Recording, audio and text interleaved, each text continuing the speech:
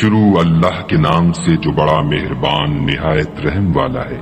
اے محمد صلی اللہ علیہ وآلہ وسلم، جب منافق لوگ تمہارے پاس آتے ہیں تو ازراہ نفاق کہتے ہیں کہ ہم اقرار کرتے ہیں کہ آپ بے شک خدا کے پیغمبر ہیں، اور خدا جانتا ہے کہ در حقیقت تم اس کے پیغمبر ہو، لیکن خدا ظاہر کیے دیتا ہے کہ منافق دل سے اعتقاد نہ رکھنے کے لحاظ سے جھوٹے ہیں۔ انہوں نے اپنی قسموں کو ڈھال بنا رکھا ہے اور ان کے ذریعے سے لوگوں کو راہ خدا سے روک رہے ہیں۔ کچھ شک نہیں کہ جو کام یہ کرتے ہیں برے ہیں،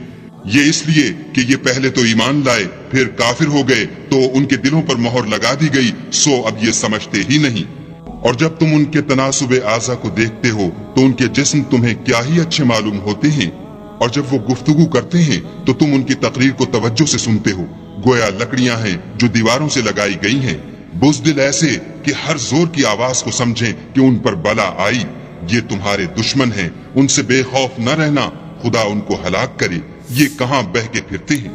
اور جب ان سے کہا جائے کہ آؤ رسول خدا تمہارے لیے مغفرت مانگے تو سر ہلا دیتے ہیں، اور تم ان کو دیکھو کہ تکبر کرتے ہوئے منہ پھیر لیتے ہیں۔ تم ان کے لیے مغفرت مانگو یا نہ مانگو، ان کے حق میں برابر ہے، خدا ان کو ہرگز نہ بخشے گا، بے شک خدا نافرمان لوگوں کو ہدایت نہیں دیا کرتا۔ یہی ہیں جو کہتے ہیں کہ جو لوگ رسول خدا کے پاس رہتے ہیں ان پر کچھ خرچ نہ کرو، یہاں تک کہ یہ خود بخود بھاگ جائیں، حالانکہ آسمانوں اور زمین کے خزانے خدا ہی کے ہیں، لیکن منافق نہیں سمجھتے۔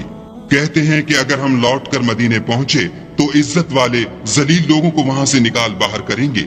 حالانکہ عزت خدا کی ہے اور اس کے رسول کی اور مومنوں کی، لیکن منافق نہیں جانتے۔